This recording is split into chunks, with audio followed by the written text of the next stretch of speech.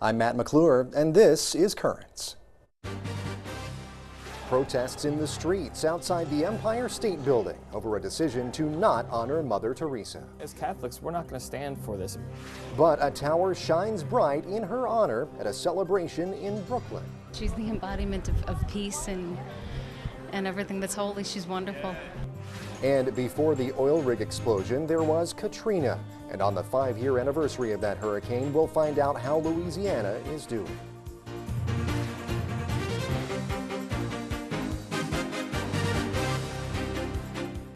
Well, good evening. Thanks so much for joining us. Francesca Maxime has the night off.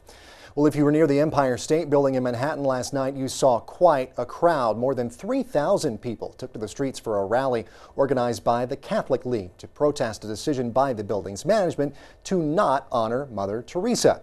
Back in February, the Catholic League formally requested that the Empire State Building be lit in blue and white on Mother Teresa's 100th birthday. Those blue and white colors are the colors of Mother Teresa's religious order.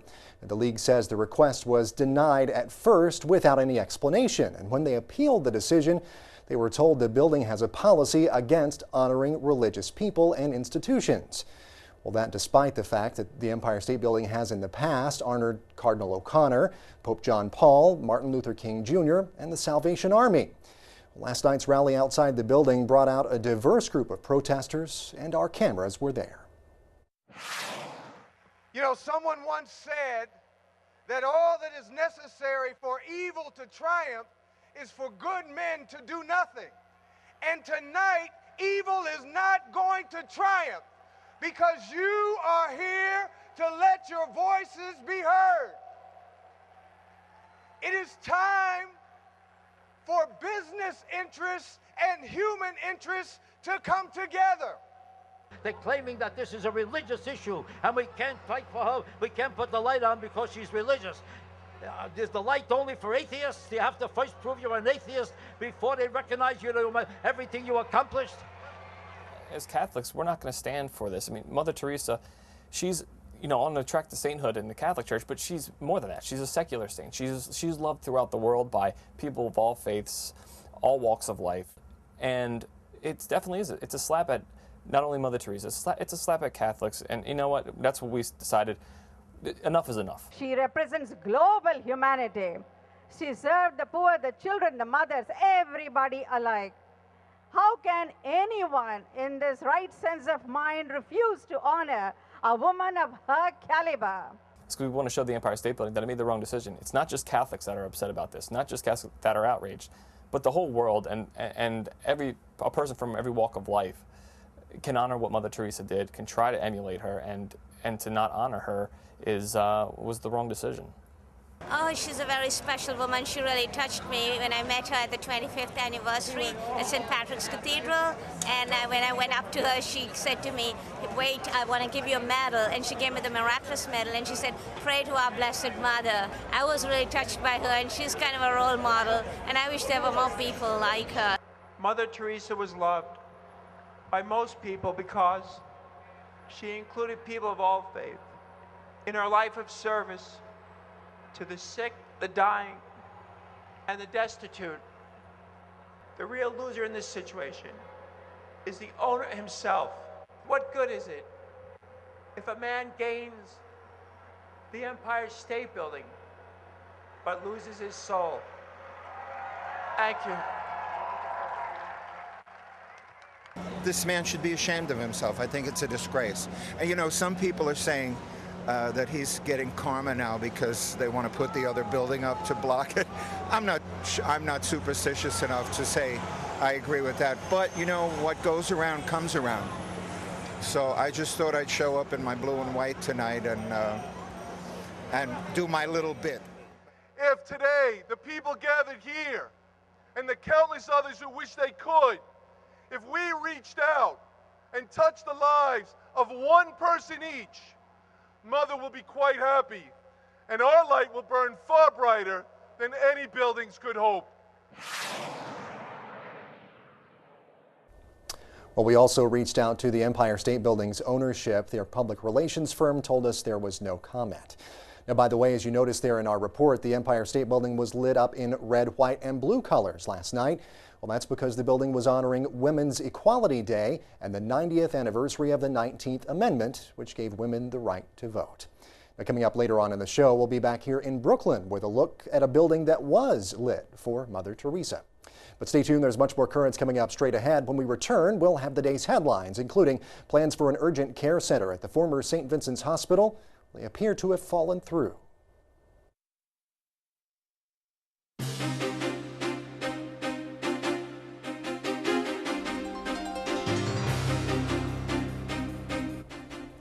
Welcome back to Currents. I'm Matt McClure. Coming up in just a bit, a local church pays tribute to Mother Teresa. But first, let's turn to the day's headlines. Well, as wrangling continues over a proposed Islamic community center in Lower Manhattan, New York City Mayor Michael Bloomberg is condemning the attack of a Muslim cab driver that happened earlier this week. Bloomberg met with the cabbie, Ahmed Sharif, and his family on Thursday. He called the attack a disgrace.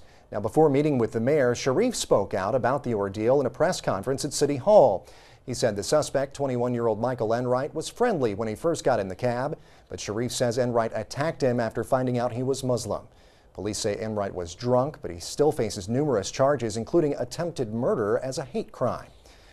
Now, there was another anti-Muslim incident in New York this week, this time in Queens. Police say a man walked into a mosque on Wednesday night, made anti-Muslim remarks, and called the worshipers gathered for prayer service terrorists. Then Omar Rivera reportedly urinated on prayer rugs. Police say Rivera was drunk at the time. He faces criminal trespassing charges. Well, the seemingly new wave of violence and intimidation against Muslims has some Islamic leaders worried it will only get worse. A spokesman for the New York chapter of the the Council on American Islamic Relations told MSNBC that mainstream political leaders need to intervene to make sure that that does not happen. The situation does not get worse. Easing tensions between Christians and Muslims is a goal of the Synod of the Middle East, which is scheduled for mid-October at the Vatican. But one group took on the topic of Catholic-Muslim dialogue this week here in New York. Sarah International was founded in 1935 with a mission of encouraging religious vocations. That work continues today, and this past Wednesday, the Bronx chapter met to focus on another aspect of its mission, promoting understanding of Catholic teachings. The topic, dialogue between Muslims and Catholics. We try to learn more about our faith so we could answer questions and in a special way to be able to be knowledgeable about the relations with other religions, the Muslim religion in particular. Father Martin Kowalski, a doctoral student in Rome who presently resides at the Church of the Holy Rosary in the Bronx, was on hand as guest speaker. Over lunch, he offered his opinion concerning the state of the Catholic-Muslim relationship. We can notice a true stalemate as we observe the situation of the Christians in the Middle East. Actually, the great period in our relations between Muslims and Christians opened with the Second Vatican Council was really a kind of miracle.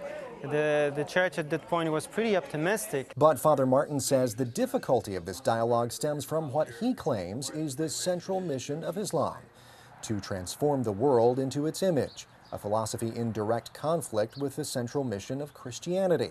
With this in mind, can these conversations bear any fruit? I'm a little bit pessimistic about the outcome. Thus far, I don't see any concrete results of such a theological dialogue. It should be more practical in the sense that it should fight for the laws and rights of the Christians living in the Middle East. And from this priest's perspective, keeping the lines of communication open presents another opportunity.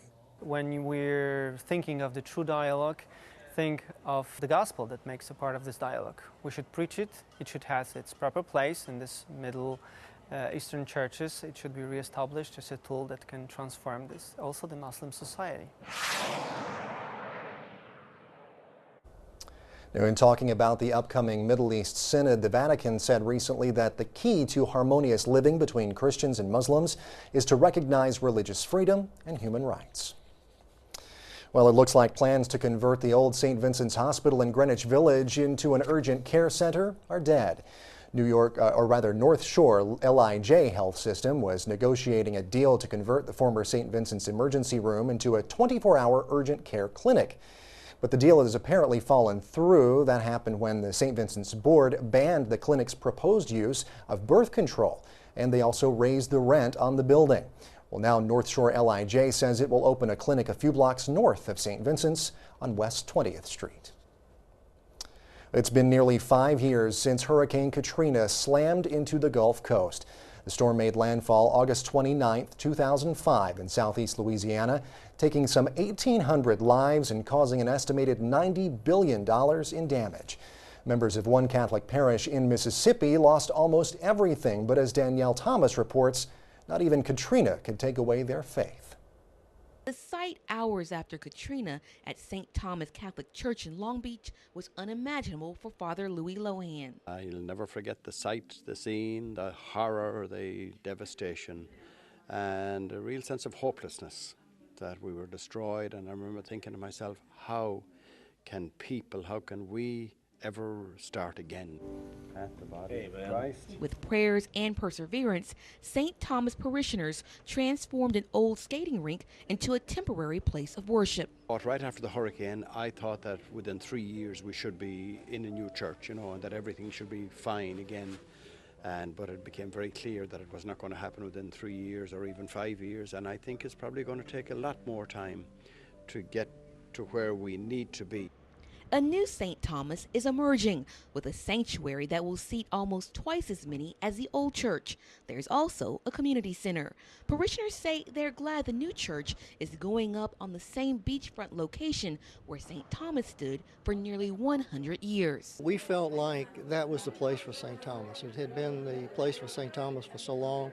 It was a landmark on the coast, and we just felt like we needed to be back there. It was our place of worship. The faithful from the Redeemer and St. Thomas say they believe God has a purpose in everything, even Hurricane Katrina. We must all realize that there will be tragedies.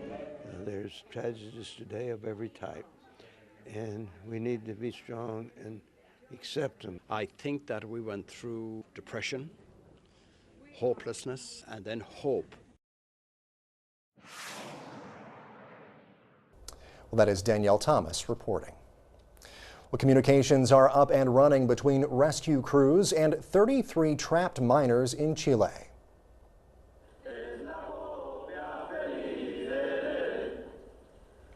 This video was released on Thursday. It shows the miners singing and sending messages to their families. The men have been trapped with minimal food since the mine they were working in collapsed 21 days ago. Crews are passing food and other items down through a tiny shaft. The men are asking for items to make their lives easier as well while they're in the mine. They're asking for playing cards, clothing, and even religious statuettes. A crucifix has been sent down as well. Reports say miners intend to designate part of their shelter as a shrine. Now, rescue crews say that it could take up to 4 months for them to drill a rescue shaft. Well, back here in this country, a nun is dead. 2 other people in the hospital after a car crash in California. 74-year-old Sister Mary Campbell and Monsignor John Sheridan were passengers in a car driven by the U.S. ambassador to Malta, Douglas Kamek. Police say the car veered into a drainage ditch and crashed. Sister Mary Campbell died at the scene. Monsignor Sheridan and Ambassador Kamek were seriously injured. Now, that wreck calls to mind the death of a local nun back in June. Sister Mary Celine Graham died after a car hit her in Harlem. The driver was a robbery suspect fleeing police. Well, Thursday was the 100th birthday of Mother Teresa, a highly revered nun who is on the path to sainthood. Well, if you ever find yourself looking for information about a particular saint, there's an app for that. The St. Anthony Messenger Press this week released a new iPhone application called Saint of the Day. Now, as the name implies, a different saint is featured each day, along with a brief biography and passages of scripture or other writings. The app is based on the best-selling book, also called Saint of the Day. And finally, one saint who is special to the Diocese of Brooklyn is St. James. The cathedral here is named after him, as a matter of fact. Well, tomorrow is the anniversary of the dedication of the Cathedral of St. James. The church was dedicated at its present location August 28th back in 1823. A special Mass is scheduled for Saturday at noon to mark the occasion. You can watch it here live on the net. Stay tuned, there's much more currents coming up. When we return, 5 years after Katrina, a look back and a look ahead from New Orleans.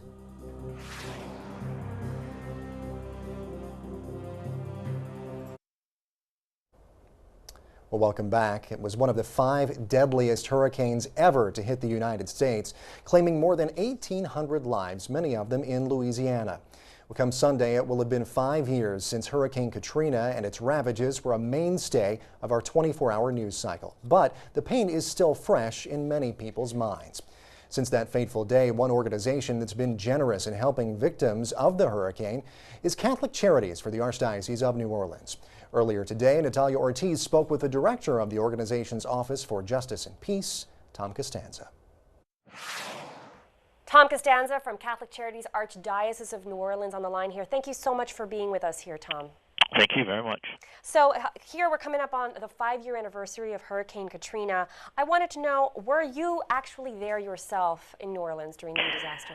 Yeah, the CEO, Jim Kelly, and Gordon Lodge, co-CEOs, and myself, they were there in the Superdome, and then I followed on 3 days later, where we began working in the airport as people were coming in, being removed from rooftops and hospitals, wow. etc. What can you tell me about the 2nd, 3rd, 4th, 5th day when the aftermath was at its peak, I guess you could say? What was the Superdome like? What was your experience there?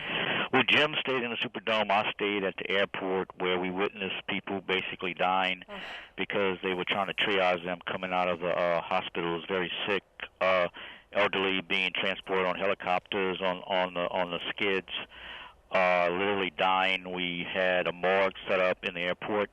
They didn't have enough medical staff to treat them, so it was quite traumatic experience for all of us. But it is what it was, and we need to correct that next time something catastrophic like that happens. So, I mean, speaking of lessons to learn, I just wanted to throw out there, Catholic Charities Archdiocese of New Orleans had 3,200 homes gutted or rebuilt, 55 million distributed in direct assistance, 250 million pounds of food distributed, among other things. But you know, in providing all of this assistance, what are some of the lessons you learned about either how to get it out there or what things were needed more than others? Well, first of all, you know, we're just so grateful for the generosity of the Catholic community around the United States and around the world. About $163 million was donated through Catholic Charities, and so first of all, our lessons learned were we were in solidarity with everybody in the country, and that speaks well for everyone. Certainly, we've learned that you know, you have to prepare. You know, you have to mitigate for this next disaster. You have to build your house at a certain level. You have to have evacuation plans. You have to be prepared. If there's a lessons learned, is that you know, the poor were the most vulnerable. The elderly were basically left behind and drowned. If you look at the people who died, the statistics weigh heavily on the elderly and frail that couldn't get out. So what does New Orleans look like now? I mean, I think a lot of people, including myself, I have to admit, didn't realize the recovery was still going on 5 years later until I came upon the research here. And I guess I would ask, what recovery efforts are still underway, and how is Catholic Charities helping? Well, this is a catastrophic event. 125,000 homes were destroyed. We still have several hundred people living in FEMA trailers. We still have neighborhoods that have not been rebuilt. But some have come back. So we are still doing, we have moved toward more rebuilding, minor repair, rebuilding of homes. We continue to do the case management. We look now more at the mental health of the children, at post-traumatic stress starting to kick in the children. So we're doing the mental health counseling and continuing to rebuild the neighborhoods. All right, Tom. Well, unfortunately, we have run out of time, but I'm very glad that you were able to talk to us today. Thank you so much. You're welcome.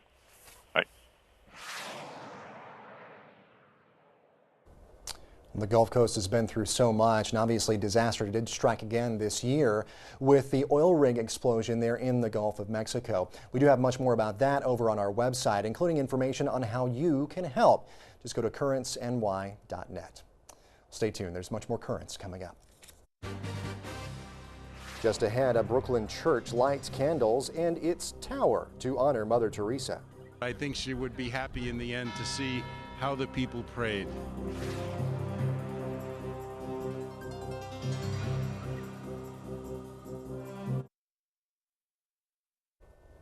Well, finally, on a night when we started with a protest over the Empire State Building's decision to not honor Mother Teresa's legacy, we end the show with a celebration of her life and ministry. Back in Brooklyn, we sent our cameras to Regina Pace's church in Bensonhurst, which was shining brightly in a much quieter scene to the protest in the city. Bless these candles and let them always remind us that you are our light in the darkness, our protector in danger, and our saving Lord at all times. Lord Jesus, we praise you and give you glory, for you are Lord forever and ever. Amen. Tonight we're celebrating the 100th birthday of Mother Teresa of Calcutta. We're doing it with prayer, as she would probably have wanted it to be done. And tonight we're coming in with candles in our hands to symbolize the light of Christ in her and in us. And we will say prayers that she wrote, read readings she wrote, and sayings that she gave, so that we can really reflect and understand better what this woman meant and what her spirituality means to us. It is easier to give a cup of rice to relieve hunger than to relieve the loneliness and pain of someone unloved in our own home. Bring love into your home, for this is where our love for each other must start. She worked all over the world. She established orphanages for unwanted children. She took care of those dying from AIDS. She took care of those dying from all kinds of diseases. She just wanted to belong to Christ. And everything that she did, and which are the things that people have seen and remember about her, all comes from that. A simple woman obeying Christ, who lived in her, who loved her, and whom she loved very much. I saw tonight wonderful faith and beautiful things. And these people, I was amazed that so many came out. She's the embodiment of peace and everything that's holy. She's wonderful. The Empire State Building controversy gave me the idea that that didn't really matter as much as what we were doing here. It's good to protest and to make a point, but I just thought coming here to pray was a more fitting way to tribute. And so we lit the tower tonight with multicolor lights to show the millions of different people around the world who've been touched by Mother Teresa's work. I think she would have gotten mad at me for doing all this tonight, but I think she would be happy in the end to see how the people prayed and how devout they were tonight during this service. Now you can hear the bells of the tower ringing, and that's part of the end note of this service.